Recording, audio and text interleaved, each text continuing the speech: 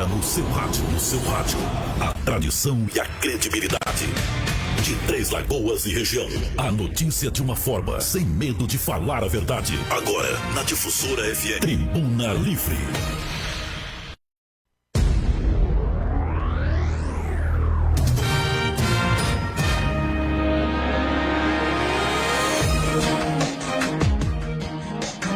Olá, muito bom dia! Hoje, segunda-feira, 24 de fevereiro de 2025, começamos agora mais uma edição do Tribuna Livre para você pela Difusora FM 99.5. Falamos direto aqui dos nossos estúdios em Três Lagoas, para toda Três Lagoas, nossa região, para o Mato Grosso do Sul, para o Brasil e para o mundo. Eu sou o Cláudio César e você vai conosco até às 12 horas com mais um Tribuna Livre, o primeiro da semana. Comigo e com a Gisele Mendes. Bom dia, Gisele. Bom dia, Cláudio. Bom dia a todos que nos acompanham nesta segunda-feira. Última semana, né, Cláudio, de fevereiro. Perfeito. Última semana de fevereiro que antecede aí também o nosso carnaval, né, que começa na sexta-feira. Nós falamos aqui em nome de Brasil Grill, Restaurante, Lotéricas Caminho da Sorte, Big Com, Materiais de Construção, Farmácia e Drogaria 7 Farma. São 11 horas e 2 minutos. Nós vamos então às manchetes de hoje. Tribuna Livre. Confira as manchetes de hoje.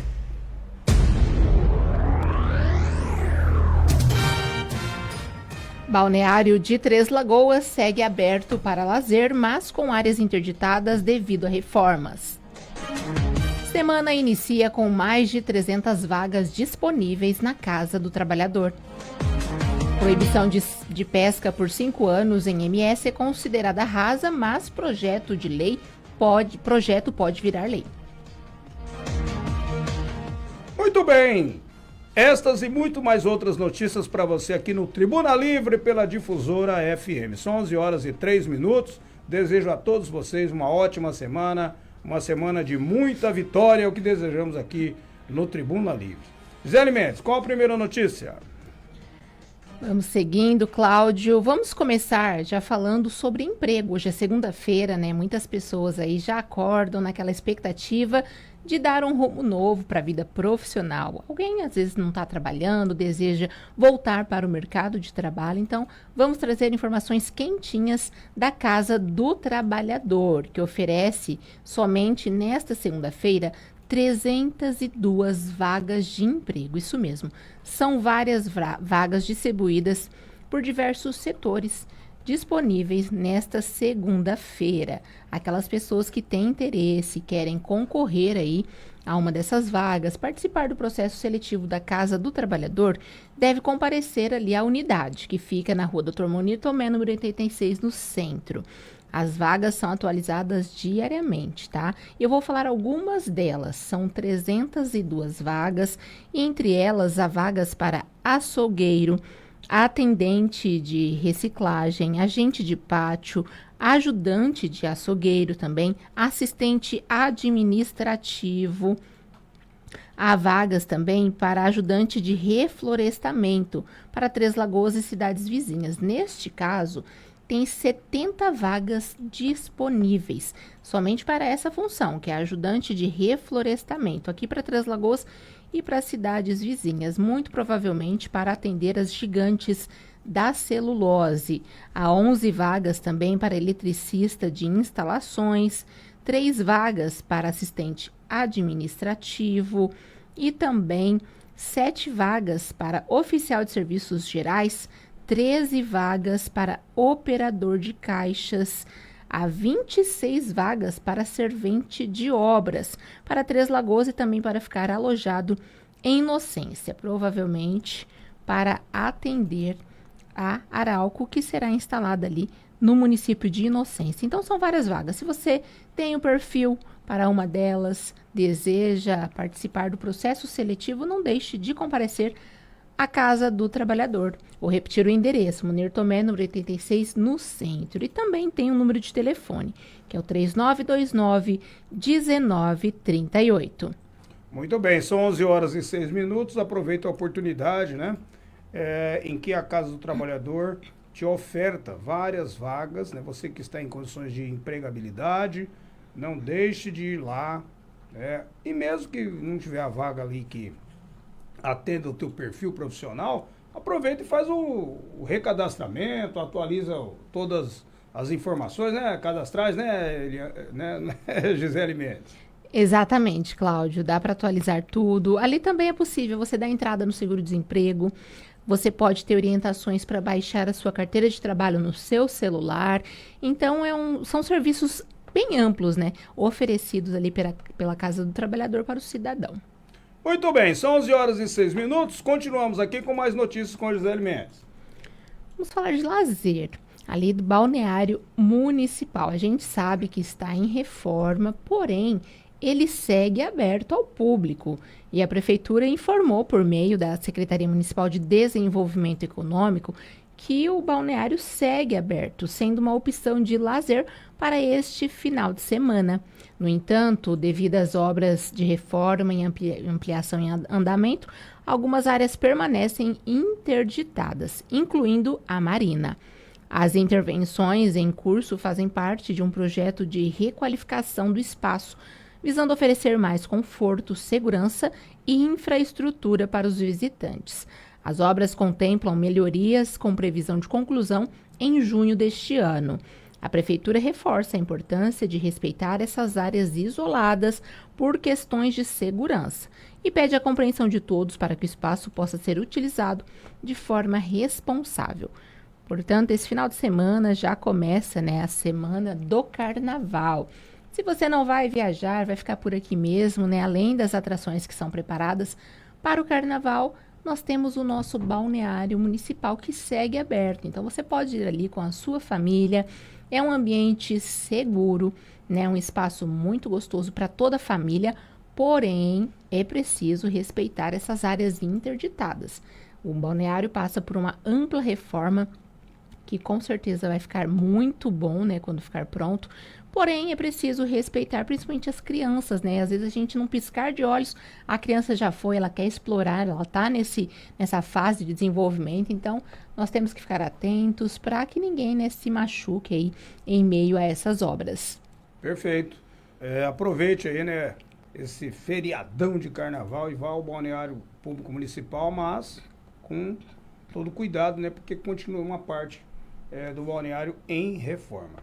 Gisele Mendes, essa proibição da pesca aí por 5 anos, hein? Qual a notícia que você tem sobre esse assunto? É um assunto que está dando o que falar, Cláudio. Eu vou trazer aqui informações atualizadas.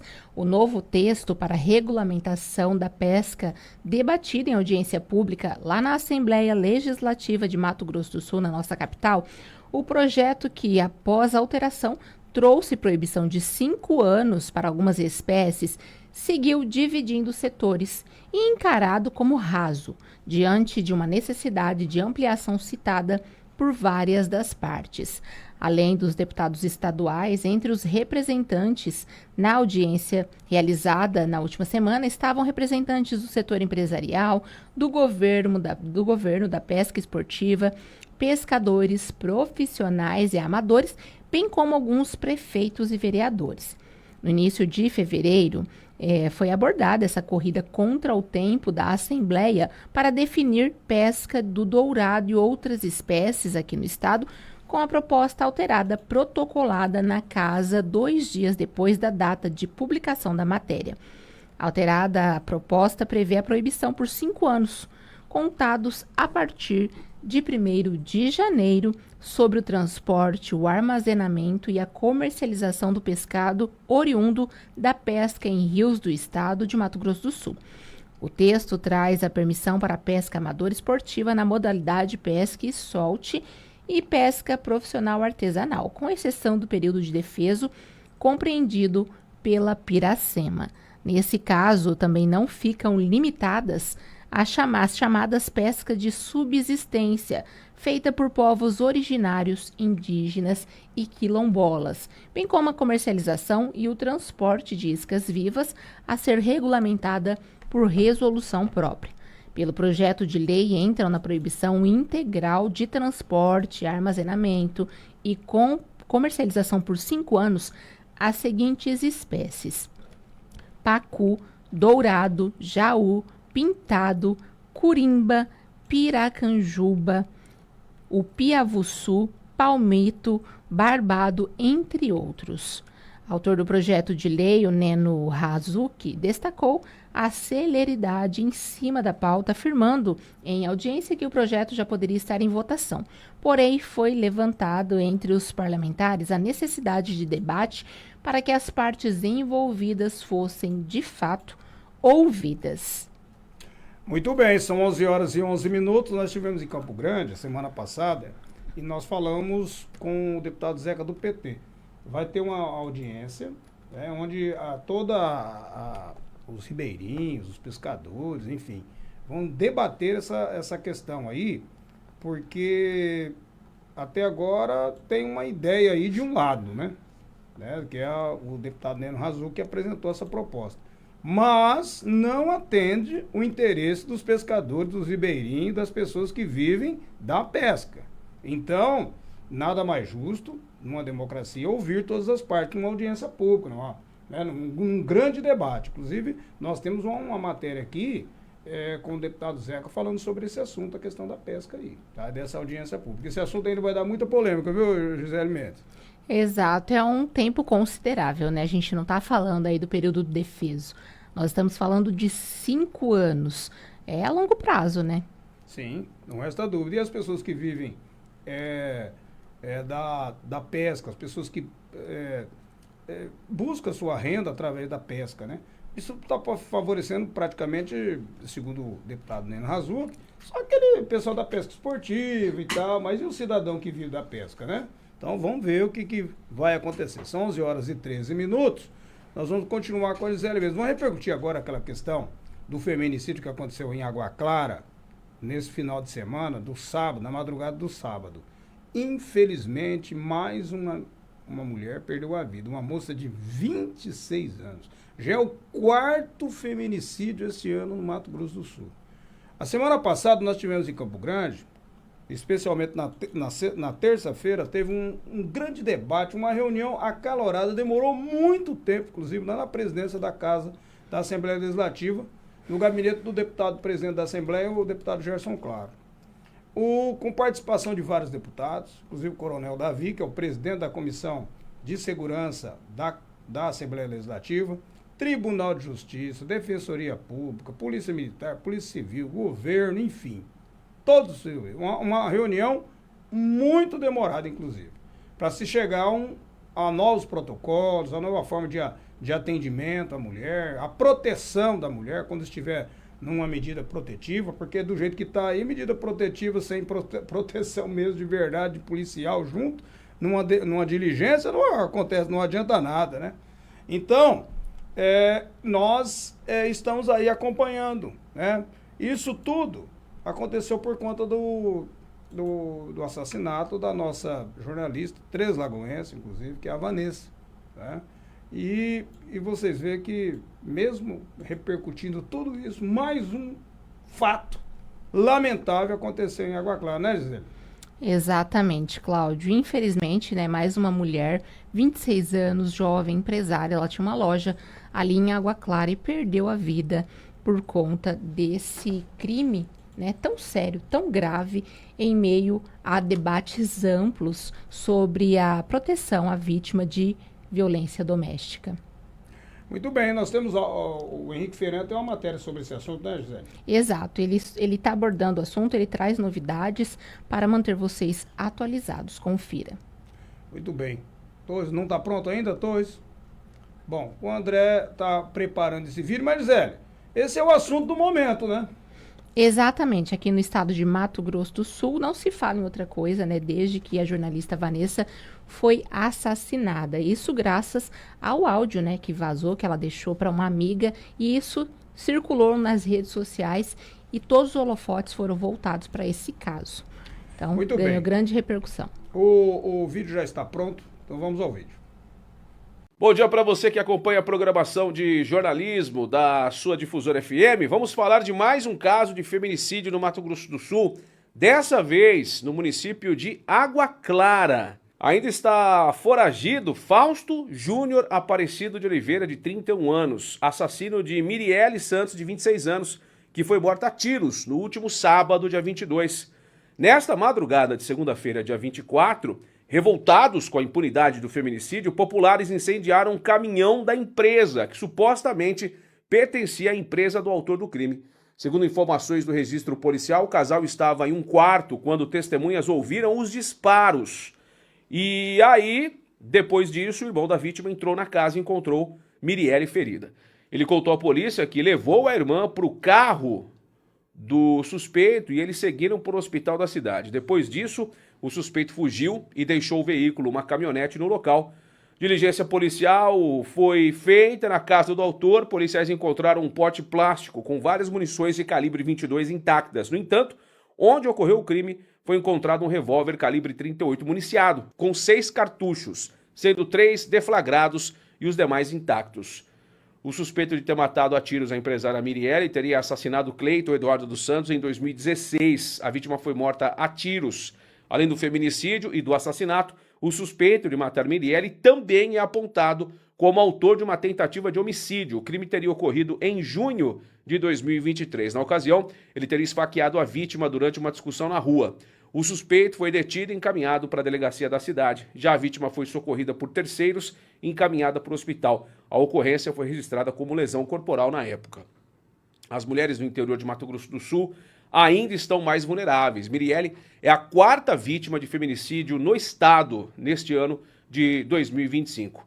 Após o caso da translagoense, a jornalista Vanessa Ricardi também ter sido assassinada pelo então ex-noivo neste mês de fevereiro. A discussão da violência contra a mulher no estado ganhou até repercussão nacional, colocando em pauta o atendimento e acolhimento das vítimas em delegacias especializadas. Após a grande repercussão, a Delegacia Especializada de Atendimento à Mulher, por exemplo, vai apresentar melhorias, já que após uma série de encontros e medidas que buscam aperfeiçoar a estrutura, integrar os poderes e melhorar o atendimento prestado às mulheres vítimas de violência. A Delegacia Geral da Polícia Civil de Mato Grosso do Sul instituiu um GT, um grupo de trabalho para analisar quase 6 mil boletins registrados na Delegacia Especializada de Atendimento à Mulher da capital que não resultaram em instauração de procedimento ou que possuem providências pendentes. O objetivo do grupo é aperfeiçoar o atendimento às vítimas de violência doméstica e familiar. A medida visa promover maior eficiência e celeridade na apuração dos crimes contra a mulher. Além dessas, outras melhorias estão sendo analisadas, tais como maior efetivo policial para atender as vítimas, e as mulheres do interior de Mato Grosso do Sul, fica a pergunta, como ficam, né? De acordo com testemunhas lá de Água Clara, chegou a ter um órgão lá, a Casa da Mulher, voltada para atendimento à mulher, mas o local atualmente se encontra com as portas fechadas. O primeiro feminicídio do ano aconteceu no dia 1º de fevereiro em Carapó, quando o ex-companheiro de Karen Corim, de 29 anos, atirou contra a jovem. Ele também matou a amiga de Karina, a Aline Rodrigues, de 32 anos, que estava na loja onde as duas foram atacadas pelo homem. O segundo foi a indígena Juliana Domingues, de 28 anos, morta a golpes de foice durante a noite. O principal suspeito de cometer o crime é o companheiro da jovem que fugiu após o mesmo. O terceiro caso foi a jornalista e criadora de conteúdo Vanessa Ricardi, onde foi brutalmente atacada pelo ex-noivo no dia 12 de fevereiro. A morte de Vanessa resultou em discussões sobre a reformulação da rede de atendimento às mulheres vítimas de violência. A jornalista foi morta hora após medir medida de proteção contra o ex-noivo. Muito bem, são 11 horas e 20 minutos. Henrique Ferian trazendo mais notícias sobre esse caso. E um caso curioso, né? O camarada atirou na jovem, o irmão foi testemunha da situação, foi socorrer a irmã, e o assassino ainda ajudou a levar no próprio carro a vítima para ser socorrida, e aí ele fugiu. É incrível, será que ele se arrependeu de ter feito o que ele fez, né, Zé? É brincadeira um negócio desse, né? É lamentável. Lamentável. Muito lamentável, inclusive esses crimes, né, chocam a população. Esse número de casos sendo registrados aqui no nosso estado, infelizmente. Isso, assim como no estado de Mato Grosso do Sul, é registrado também semanalmente em todo o país. Neste final de semana, inclusive, uma jovem de 18 anos, ali de São Paulo, ela também foi assassinada pelo namorado. Inclusive, nesta semana, ela iniciaria a faculdade, o curso de pedagogia. E olha só, Cláudio, o Brasil é o 5º país em mortes violentas de mulheres no mundo. Ou seja, um destaque que a gente não gostaria de ter, né? É verdade. Infelizmente, a gente, ultimamente, nós somos campeões, né? Primeiro lugar em várias coisas aí, só coisas ruins, né? Porque coisas boas tá muito difícil, né? Muito difícil de acontecer. São 11h21. Em nome de Brasil Grill, Restaurante, Lotéricas Caminho da Sorte, Big Com Materiais de Construção, Farmácia e Drogaria 7 Farma, nós vamos ao intervalo comercial e voltaremos com mais Tribuna Livre para você dessa segunda-feira, dia 24 de fevereiro de 2025. Continue conosco. O Tribuna Livre volta já. Tempo é fundamental no seu dia a dia. Pensando na valorização do seu tempo, a Farmácia e Drogaria 7 Farma tem uma equipe bem treinada, preparada para realizar a entrega do seu medicamento e perfumaria no menor tempo possível. Faça o seu pedido. Farmácia e Drogaria 7 Farma. Ligue 67 3524 0730 e o WhatsApp 67 99185 5418. Rua Manuel Faria Duque, 1673, no bairro de Vila Verde. Entrega rápida. Big Com Materiais de Construção. Do básico ao acabamento, temos os melhores preços e condições de pagamentos. Na Big Com tem pisos e revestimentos, ferramentas, esquadrias, elétrica e pintura. Tudo isso e muito mais com descontos imperdíveis. E a entrega, você sabe, é a mais rápida de Três Lagoas e região. E o frete é grátis. Big Com, Avenida Clodoaldo Garcia, 2150, Vila Aro. Fone 3524-6000. WhatsApp Big Com 99190-4362. Big Com, aqui seu imóvel acontece. Lotéricas Caminho da Sorte. 1 e 2, as lotéricas Pé Quente de Mato Grosso do Sul. Fazemos bolões diários de todos os jogos com altas dezenas, aumentando sua chance de prêmios. Recebimentos de faturas, água, luz, impostos municipais, estaduais e federal. Pague suas contas e jogos com Pix. Saques exclusivos da Caixa e Pix Troco de todos os bancos. Somos especialistas em realizar sonhos. Já fizemos 17 milionários e pagamos mais de 30 milhões em prêmios. Adquira seus bolões de forma simples e rápida através do WhatsApp 67 98471 8438 e 67 98471 8441. Lotérica 1, João Dantas Filgueiras 350, Nossa Senhora Aparecida. Lotérica 2, Maria Guilhermina Esteves 1247, Jardim das Oliveiras. Voltamos a apresentar Tribuna Livre.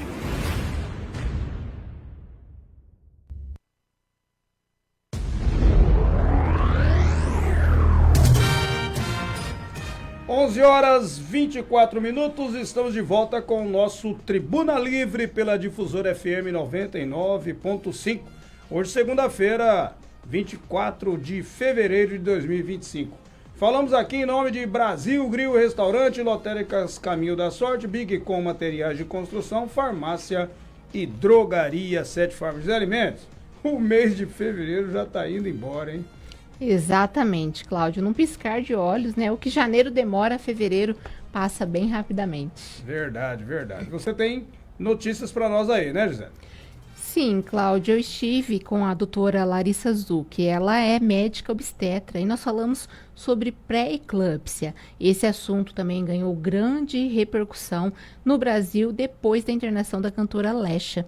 Ela que ficou internada num quadro gravíssimo de pré-eclâmpsia e acabou, infelizmente, na morte da bebezinha dela, a Sofia, que faleceu 3 dias depois do nascimento. Então, nós entramos em contato com a doutora Larissa, fomos até o consultório dela, conversamos sobre esse tema atual, importantíssimo, principalmente para as mulheres que já estão grávidas, que desejam, né, engravidar, porque muita gente não compreende a gravidade de uma pré-eclâmpsia. Confira.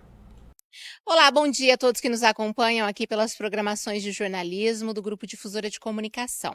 Hoje eu bati um papo com a médica que é ginecologista obstetra, a doutora Larissa Zucca. Nós conversamos sobre pré-eclâmpsia, isso mesmo. É uma condição que pode ser muito grave para a mãe e também para o bebê. Uma condição que, inclusive, é uma das principais causas que leva à mortalidade materno-infantil. A pré-eclâmpsia é a doença caracterizada pelo aumento dos níveis pressóricos da gestante, que previamente era normotensa, depois de 20 semanas de gestação.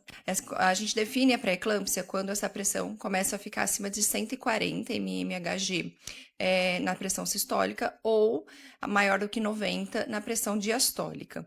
Então, não é só um valor isolado de pressão que, de fato, vai definir a pré-eclâmpsia. Além disso, a gente precisa estar atento a outros sinais, como um edema pronunciado, alterações, alguns sintomas que a paciente possa vir a apresentar associado com essa pressão alta e até mesmo como que está a apresentação desse bebê. Porque às vezes a gente tem uma manifestação inicial com um comprometimento fetal, às vezes uma alteração do padrão de crescimento do bebê, uma alteração de líquido amniótico e logo essa paciente vai abrir um quadro de uma síndrome hipertensiva. Então, por isso que o pré-natal ele é tão importante, né? Porque é no pré-natal que o médico, de fato, né, vai conseguir identificar quem são essas gestantes que estão, de fato, abrindo esse quadro de pré-eclâmpsia para poder direcionar o tratamento adequado, né? Lembrando que a pré-eclâmpsia, ela é, no Brasil ainda, a principal causa de morte materna, né? Então, é uma doença que a gente precisa, de fato, tentar prevenir ou cuidar o mais precoce possível. E, doutora, uma vez que diagnosticada a gestante, ela passa a ter uma gestação de risco. É possível ter o controle ou alguns casos acabam agravando de forma que comprometa a vida, né, do bebê e da mamãe ou dos dois? Essa é uma pergunta um pouco mais complexa, porque ela depende de quando essa paciente abriu o quadro de pré-eclâmpsia. Porque como ele pode ser a partir de 20 semanas de gestação, ela pode abrir um quadro de pré-eclâmpsia com 38 semanas, e aí os riscos para ela vão ser muito menores, porque já é um bebê termo, né, uma gestação que já evoluiu, mas ela pode abrir esse quadro de pré-eclâmpsia como com 23, com 22 semanas de gestação, e aí sim seria uma condição mais grave que provavelmente vai resultar num parto prematuro. Né? Então, depende muito de quando ela abre esse quadro de pré-eclâmpsia e como ela abre esse quadro de pré-eclâmpsia, né? Que a gente define a pré-eclâmpsia como pré-eclâmpsia com critérios de gravidade ou sem critérios de gravidade, certo? E aí o olhar para essa paciente vai ser diferente, né? A condução dela vai ser diferente, mas de fato, toda gestante que abriu um quadro de pré-eclâmpsia é uma gestante de alto risco, né? Porque existem tantos riscos maternos quanto riscos fetais. E, doutora, existe uma predisposição, por exemplo, a mulher ela já é hipertensa, ela engravida, ela tá mais propensa à eclâmpsia ou não tem nada a ver? Tem faturidade, tem um perfil ou não? Tem um perfil. E essa pergunta é super importante, porque o mais importante da pré-eclâmpsia, na verdade, é a gente fazer o rastreio adequado de quem são as pacientes de alto risco e entrar com a profilaxia adequada para essas pacientes, certo? Então, existem sim rastreio para essas pacientes. Então, pacientes que nunca engravidaram, pacientes com mais de 35 anos, pacientes que tiveram história familiar de pré-eclâmpsia, então a mãe ou a irmã teve pré-eclâmpsia, ou a paciente já teve uma pré-eclâmpsia em uma gestação anterior, ou se é uma gestação gemelar, a própria obesidade, então o índice de massa corporal acima de 35, ele aumenta o risco da pré-eclâmpsia, se essa paciente tem uma alteração, uma síndrome antifosfolípide, que é uma trombofilia adquirida, ou se essa paciente já é previamente hipertensa, então essa paciente ela tem fatores de risco para poder abrir esse quadro de pré-eclâmpsia. Quando a gente faz o rastreio dessas pacientes, então a paciente ela chega para o pré-natal, o ideal seria que a paciente chegasse no pré-concepção, né, antes de estar grávida, justamente porque se ela tem alguns outros fatores que são modificáveis, eu falo, não dá para modificar se eu escolhi engravidar aos 38 anos, a minha idade não dá para mudar, mas dá para mudar meus hábitos de vida, então se eu sou sedentária, se eu como mal, se eu estou acima do meu peso, isso a gente pode modificar na consulta pré-concepcional e conversando e trabalhando, né, para que a grávida, para que essa mulher engravide com fatores de risco minimizados, certo? Mas essa paciente chegou, o ideal é que ela chegue antes de 12 semanas de gestação, e aí ela vai para um rastreio, todas as pacientes devem ir para o rastreio, a gente fala clínico associado com exame de imagem, né? Então, no rastreio clínico, eu vou identificar, a gente usa 5 critérios, e se essa paciente pontuar em 2, ela já entra com indicação para fazer profilaxia para pré-eclâmpsia, certo? E se essa paciente vier com, ela não pontuar em nenhum desses critérios clínicos, ela vai para um ultrassom, que vai ser avaliado nesse ultrassom o fluxo das artérias que vão para esse útero, e aí vai ser feito um novo cálculo de risco para ver se essa paciente entra em critérios para prevenção ou não, né? Lembrando que, assim, o maior risco para pré-eclâmpsia é estar grávida, né? Então, e quanto mais essa gestação vai evoluindo, esse risco vai aumentando, porque é uma doença da metade para o final da gravidez, né? Então, por mais que ela não tenha indicação de prevenção naquele momento, mas é importante que essa gestante tome cuidado durante toda a gestação, com a sua alimentação e exercício físico. Então, o ponto principal para a prevenção de pré-eclâmpsia é qualidade de vida, né? Então, é ter uma rotina de vida saudável durante a gestação. Eu sempre comento, se você quer escolher um único momento da sua vida para ser saudável, vai ser nos 9 meses de gestação. Nós falamos também sobre o cálcio como suplemento para evitar aí a pré-eclâmpsia. O Ministério da Saúde recomenda que todas as gestantes, independentemente de fatores de risco ou não, que use esse suplemento. A ideia é diminuir em 55% os casos de pré-eclâmpsia no Brasil. Quando a gente fala de prevenção de pré-eclâmpsia, a gente tem que abordar alguns outros, vamos dizer, pontos que de fato vão mudar esse risco, certo? Então, como eu comentei previamente, atividade física regular na gestação e dieta adequada para ter um ganho de peso adequado durante a gestação são fatores extremamente importantes e que não vão prevenir só a pré-eclâmpsia, mas como diabetes gestacional, parto prematuro, enfim, outras complicações. Além disso, né, o ponto-chave é que quando você encontra aquela paciente que de fato tem fator de risco para pré-eclâmpsia, você tem que iniciar o ácido acetil salicílico, que é o AS, antes de 15 semanas de gestação, certo? E aí sim a gente consegue uma redução de 90% dos casos de pré-eclâmpsia antes de 37 semanas de gestação. Ou seja, a gente consegue minimizar os impactos de prematuridade, de natimortalidade, de óbito intraútero, se a gente consegue evitar 90% dos casos dessa pré-eclâmpsia antes de 37 semanas, né? Então, na fase de prematuridade do bebê. O cálcio, ele ainda faz parte das recomendações da OMS, da Federação Brasileira de Ginecologia e Obstetrícia, da Rede Brasileira de Estudos de Doença Hipertensiva na Gestação. E aí o Ministério da Saúde colocou como uma orientação, agora, né, atual, de suplementação de cálcio. 1 grama de cálcio, né, por dia para essas pacientes, pensando aí na prevenção da pré-eclâmpsia, né? No entanto, recentemente, vai fazer aí 1 ano, o último congresso de medicina fetal que aconteceu, agora não me lembro certinho, mas se não me engano, em Portugal, foi trazida à tona uma nova revisão da Cochrane, e nessa revisão questionou-se se de fato o cálcio ele tem impacto na prevenção da pré-eclâmpsia, certo?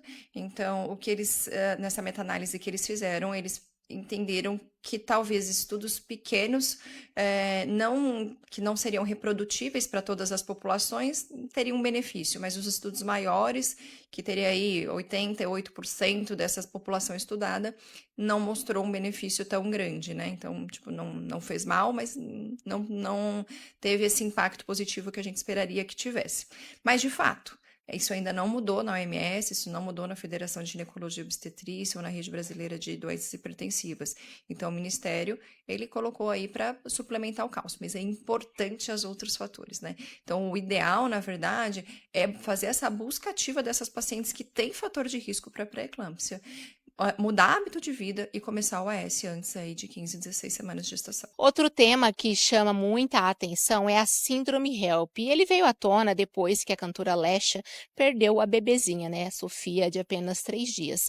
Ela teve pré-eclâmpsia precoce, ela foi internada, ficou semanas em estado grave, evoluiu para uma síndrome HELP e acabou aí, infelizmente, na morte da bebezinha. A doutora Larissa Zucca também explicou um pouquinho sobre essa condição. A síndrome de HELP é uma das formas de apresentação da pré-eclâmpsia.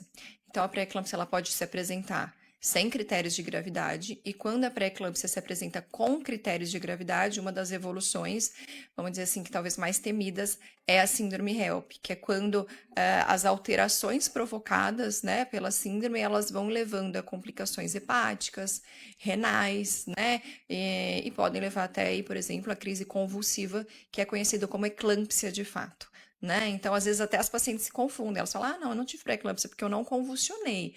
Não, a eclâmpsia seria quando essa paciente, ela tem a doença hipertensiva e aí ela chega a ponto de ter uma convulsão, certo? Mas a pré-eclâmpsia com sinais de gravidade, ela pode, sim, evoluir para uma síndrome HELP, que é tão temida. Infelizmente, o caso dessa artista, né, foi um caso de uma evolução muito rápida e de um início muito precoce. Né? Que é realmente a pré-eclâmpsia mais temida, que foi o que eu comentei com você anteriormente. Então, quanto mais cedo essa pré-eclâmpsia começa, mais grave ela tende a ser, né? Maior comprometimento ela pode trazer para o binômio materno-fetal, né? Resultando aí numa prematuridade extrema, né? Era um bebê de 25 semanas, eu acredito, e que aí a taxa de sobrevida desses bebês acaba sendo realmente diminuída, né? Então, traz um impacto grande. E é importante também, eu falo que é muito importante a gente pensar na prevenção da pré-eclâmpsia, né? Não deixar, né, que essas pacientes abram esses quadros de pré-eclâmpsia, porque isso vai refletir na vida dessa mulher para o resto da vida. São pacientes que vão ter mais risco de doenças coronarianas, mais riscos de infarto, mais risco de hipertensão, mais risco de AVC. Então, a pré-eclâmpsia não acaba ali. Né? Nasceu o bebê, a gente fala que é a doença da placenta, né? Porque nasce o bebê, tira a placenta e há uma tendência de normalização dos níveis pressóricos e recuperação. Lógico que depende da gravidade que essa pré-eclâmpsia se apresentou. Mas os impactos não acabam aí, né? Os impactos essa mulher vai carregar para o resto da vida. E, doutor, uma vez que a mulher tem esse diagnóstico, né, até igual o caso da Lesha, que foi muito grave, a mulher ela pode voltar a engravidar ou não é tão indicado? Não está contraindicada a gestação, né? Então, uma paciente que teve pré-eclâmpsia em uma gestação anterior, ela não precisa, de fato, evitar uma nova gestação, mas ela precisa de um pré-natal adequado, ela precisa de um planejamento pré-concepção, né? E ela precisa entrar, de fato, com tudo que a gente tiver de profilaxia, né? Então, AS, exercício físico, alimentação adequada, avaliar melhor a história do cálcio, né? E aí definir, de fato, como vai ser a condução do pré-natal dessa paciente. Por quê? Porque a gente sabe que de cada 5 mulheres que tiveram pré-eclâmpsia numa gestação anterior, uma vai abrir novamente o quadro de pré-eclâmpsia. Certo? Então, 20% de risco maior. Mas isso também depende da gravidade. Então, se ela abriu um quadro muito precoce, a gente já, né, espera que possa ser de novo um quadro mais precoce e mais grave. Então, essa paciente ela precisa de um acompanhamento mais de perto, de um monitoramento mais adequado dessa pressão arterial e fazer a profilaxia de forma correta. Muito bem, são 11 horas e 39 minutos. Gisele Mendes, parabéns por trazer um assunto tão importante, né? Às vezes as pessoas acham que é tão fácil as coisas e de repente uma coisinha pequena que dá uma grande complicação, né, Gisele? Exatamente. E a intenção é justamente chamar a atenção para a importância do pré-natal. Uma vez que descobriu que está grávida, siga rigorosamente o pré-natal, que pode, né, prevenir aí agravos que pode levar, inclusive, né, ao risco à vida da mamãe também do bebê. Exatamente. Nesse caso aí dessa moça que você falou, né, que repercutiu a nível nacional, né, como que é o nome dela mesmo? Exatamente, é a Lesha, inclusive ela deu uma emocionante entrevista ao Fantástico, que circulou ontem, que foi divulgado ontem, e ela chegou à beira da morte, né? Mas como o protocolo da medicina, a medicina sempre escolhe salvar a mãe. Ela chegou em uma situação em que foi preciso escolher uma das duas. E a bebezinha dela nasceu com todos os problemas que a Lesha teve devido à pré-eclâmpsia. A bebezinha nasceu com pressão arterial alterada, nasceu com problemas nos rins, problema no fígado. Então, é uma condição muito séria e muito triste também. Então, vamos prevenir as mulheres que querem engravidar, que já estão gravidinhas, levem muito a sério aí esse acompanhamento através do pré-natal. Muito bem, são 11 horas e 40 minutos. Nós vamos então a um intervalo comercial. Em nome de Brasil Grill Restaurante, Lotéricas Caminho da Sorte, Big Com, materiais de construção, farmácia e drogaria 7 Farma. Voltaremos em seguida com mais Tribuna Livre para você. Continue conosco. O Tribuna Livre volta já. Tempo é fundamental no seu dia a dia. Pensando na valorização do seu tempo, a Farmácia e Drogaria 7 Farma tem uma equipe bem treinada, preparada para realizar a entrega do seu medicamento e perfumaria no menor tempo possível. Faça o seu pedido. Farmácia e Drogaria 7 Farma. Ligue 67 3524 0730 e o WhatsApp 67 99185 5418. Rua Manuel Faria Duque, 1673, no bairro de Vila Verde. Entrega rápida. Big Com Materiais de Construção. Do básico ao acabamento, temos os melhores preços e condições de pagamentos. Na Big Com tem pisos e revestimentos, ferramentas, esquadrias, elétrica e pintura. Tudo isso e muito mais com descontos imperdíveis. E a entrega, você sabe, é a mais rápida de Três Lagoas e região. E o frete é grátis. Big Com, Avenida Clodoaldo Garcia, 2150, Vila Aro. Fone 3524 6000. WhatsApp Big Com 99190 4362. Big Com, aqui seu imóvel acontece. Lotéricas Caminho da Sorte. 1 e 2, as lotéricas Pé Quente de Mato Grosso do Sul. Fazemos bolões diários de todos os jogos com altas dezenas, aumentando sua chance de prêmios. Recebimentos de faturas, água, luz, impostos municipais, estaduais e federal. Pague suas contas e jogos com Pix. Saques exclusivos da Caixa e Pix Troco de todos os bancos. Somos especialistas em realizar sonhos. Já fizemos 17 milionários e pagamos mais de 30 milhões em prêmios. Adquira seus bolões de forma simples e rápida através do WhatsApp 67 98471 8438 e 67 98471 8441. Lotérica 1, João Dantas Filgueiras 350, Nossa Senhora Aparecida. Lotérica 2, Maria Guilhermina Esteves 1247, Jardim das Oliveiras. Voltamos a apresentar Tribuna Livre.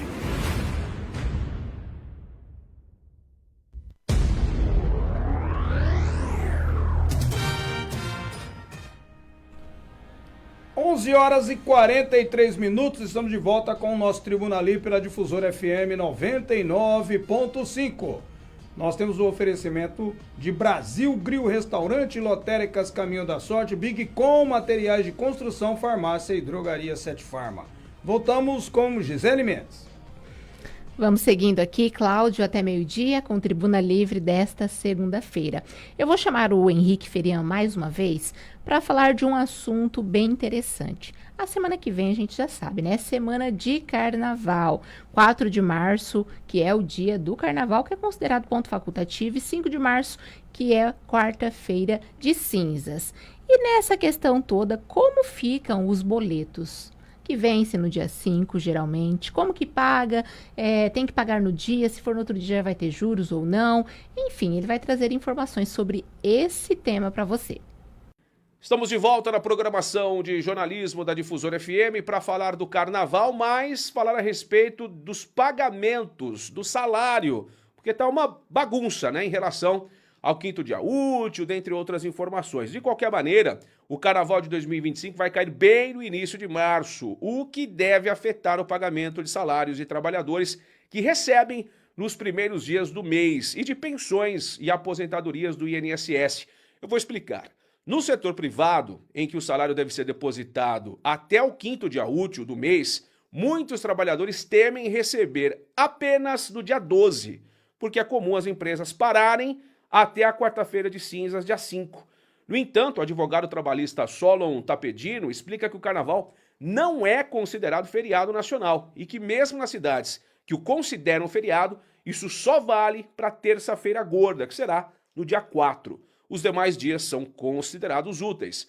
Para o pagamento, a contagem correta de dias úteis é de segunda a sábado e ele deve ser computado até o quinto dia útil. Portanto, caso o quinto dia caia em domingos ou feriados, ele tem que ser antecipado para um dia antes do dia útil anterior, diz ele, destacando que sábado é considerado dia útil para o calendário de pagamento, mesmo que o funcionário não trabalhe nesse dia.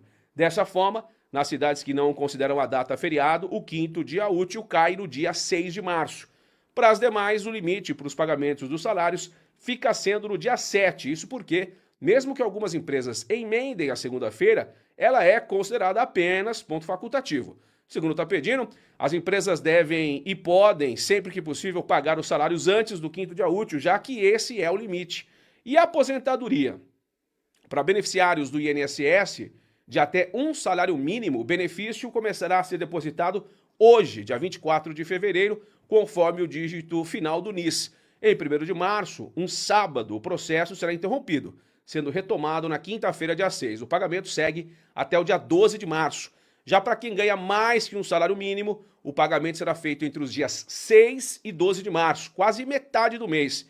Em nenhum outro mês do ano, os pagamentos serão tão alongados. É preciso ter em mente ainda que as agências do INSS estarão fechadas nos dias 3 e 4 de março e na manhã da quarta-feira de cinzas. O atendimento retorna a partir das 14 horas no dia 5, mas apenas para quem tem agendamento. Durante o carnaval, os atendimentos podem ser feitos pelos canais remotos, como site, aplicativo, ou pelo telefone 135 no dia 6. As agências, elas retomam o funcionamento. E é importante salientar também que os bancos não irão abrir tanto na segunda-feira de carnaval como na terça-feira de carnaval. Os atendimentos vão retornar só na quarta-feira de cinzas, depois aí do período da manhã. Então fique atento, fique ligado às datas, porque esse mês vai ser diferente a escala de pagamentos, tanto para quem trabalha normalmente, né, em empresas, em comércios, como também para quem é aposentado e pensionista. Fique atento, porque você pode receber mais para frente, então se programe. É isso, a gente volta para o estúdio. Muito bem, são 11 horas e 47 minutos, né? As informações do Henrique Ferian, você fique atento a essa questão. Nós estamos aqui comentando, né? Que muita gente pensa que o feriado, o carnaval é feriado, para muitas empresas não é não. E as pessoas têm que trabalhar, né, Gisele? Exatamente, não é um feriado, né? Embora haja essa brecha aí para que seja um ponto facultativo, mas alguns setores não param. É que as empresas, assim, de bom grado, né, com seus colaboradores, fazem ali um bom acordo, né? Todo mundo vamos dar uma relaxada aí, né? Vamos pular o carnaval, ou vamos fazer uma viagem, ou vai fazer outro tipo de escolha, né? Que a pessoa de repente quer ir De repente tem gente que quer descansar. Tem gente que quer viajar para aproveitar, né? Porque feriado, assim, feriado entre aspas, né? Igual a este, não tem mais, né? Durante o ano.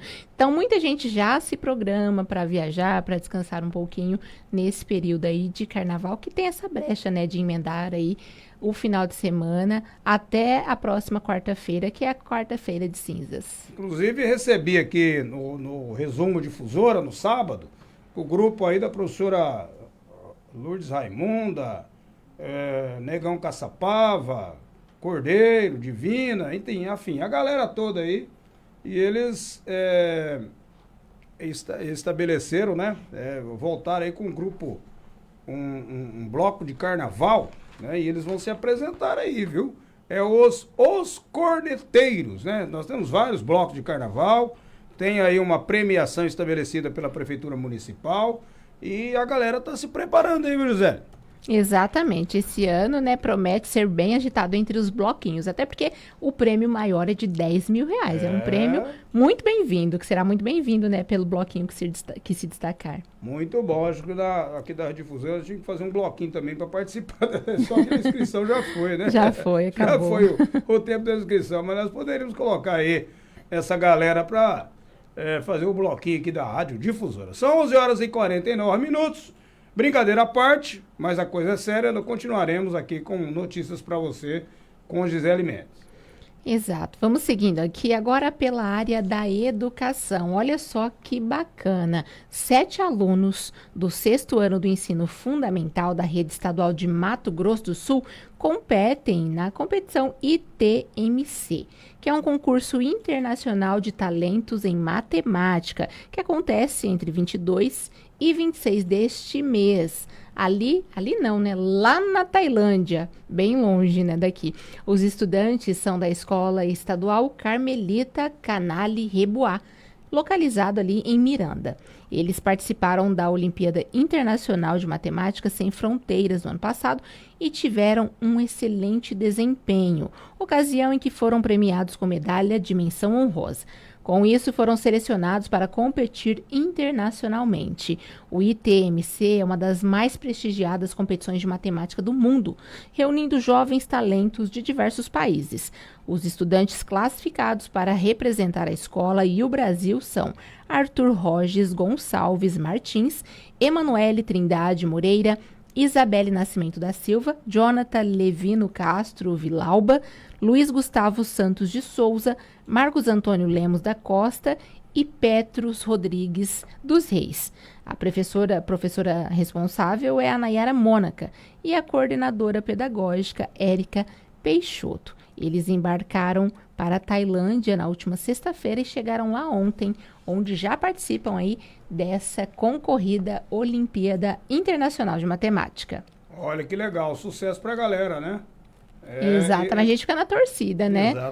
Exatamente. Olha, a Olimpíada de Matemática não é fácil não, hein? Não é, eu imagino, e são 6 alunos de escola pública, 7, aliás, alunos, né, de escola pública que se destacam e já demonstram o gosto pelos números. Muito bom, que legal, ótima notícias. Gisele Mendes, o que mais que nós temos? São 11 horas e 52 minutos. Isso, Cláudio. Eu vou falar agora sobre a prisão de um policial rodoviário federal, que aconteceu ali na nossa capital, Campo Grande. Isso aconteceu após uma confusão entre moradores da rua Estácio de Sá, na vila Vilas Boas, em Campo Grande, por conta de som alto. Isso tudo terminou em tiros e na prisão de um policial rodoviário federal na madrugada de ontem. Segundo o boletim de ocorrência, durante a madrugada, a polícia militar foi chamada para o local e atendida por vizinhos do policial. Eles informaram que estavam realizando uma festa de aniversário no imóvel, quando o policial chegou, o PRF, chegou questionando sobre o barulho. Houve discussão entre os vizinhos, quando o policial fez ameaças e, segundo o boletim de ocorrência, na sequência, efetuou 5 tiros para o alto. O PRF também prestou esclarecimento para a PM, informando que havia muito barulho no local e que estava incomodado. Então foi até a casa dos vizinhos ver o que estava acontecendo. Ele contou também que foi recebido com grosseria e então passaram a discutir. O PRF admitiu que fez os disparos e teve a arma que pertence à corporação apreendida. Ele foi preso e encaminhado à delegacia por disparo de arma de fogo e aguarda audiência de custódia, que deve acontecer ainda hoje. Sempre temos essas notícias, né? Som alto, incomoda alguém fica bravo. É muito complicada essa situação. Tá muito difícil a convivência entre as pessoas, né? As pessoas, às vezes, abusam de parte a parte da situação. Vamos falar um pouquinho agora do futebol paulista. Ontem foi a última rodada da fase inicial de grupos, né? E nós já temos aí os times que se classificaram para as quartas de final. Olha aqui, teremos aí a próxima rodada das quartas de final. O Corinthians, que fez a melhor campanha, jogando contra o Mirassol. O Santos, jogando na Vila contra o Bragantino. São Paulo e Novo Horizontino, São Bernardo e Palmeiras, né? Dos times grandes aqui, ó, o único que não tem a vantagem nesse caso é o Palmeiras, que ontem acabou se classificando aí meio que na Bacia das Almas, ganhou do Mirassol por 3-2, um golzinho meio que no final aí da joia, né? Mas está aí, está classificado. Desde 2020, os 4 grandes de São Paulo não participavam dessa fase, viu, Gisele Mendes? Você torce para algum desses times, Gisele? Não, Cláudio, não torce para nenhum time? Não sou muito apegada, né? Não, mas é muito apegado ao futebol. Torço para o Brasil. O Torres é palmeirense, e agora ele vai torcer para o Palmeiras ganhar do São Bernardo aí, né? E a galera tá toda contente. O Corinthians com a melhor campanha. E o artilheiro do Campeonato Paulista é o Guilherme dos Santos. E ontem o Neymar fez um gol olímpico. Maravilha. Pra galera que tá achando que o Neymar tá embaixo, hein? Parece que o homem tá cada dia ficando melhor. Os jogos faz a pessoa, o jogador, né? Ele recuperar sua condição física e técnica. E técnica o Neymar tem para dar e sobra, né? Muito bem, são 11 horas e 55 minutos, nós vamos ficando por aqui, Gisele. Boa tarde a você, ótimo almoço. Boa tarde, Cláudio. Boa tarde a todos vocês que nos acompanharam. Continuem ligadinhos nas nossas programações e amanhã nós voltaremos, se Deus quiser. Muito bem. Falamos aqui em nome de Brasil, Grill Restaurante, Lotéricas Caminho da Sorte, Big Com, Materiais de Construção, Farmácia e Drogaria 7 Farma. Voltaremos amanhã com mais um Tribuna Livre para você. Desejo a vocês uma ótima tarde de segunda-feira. Nosso muito obrigado.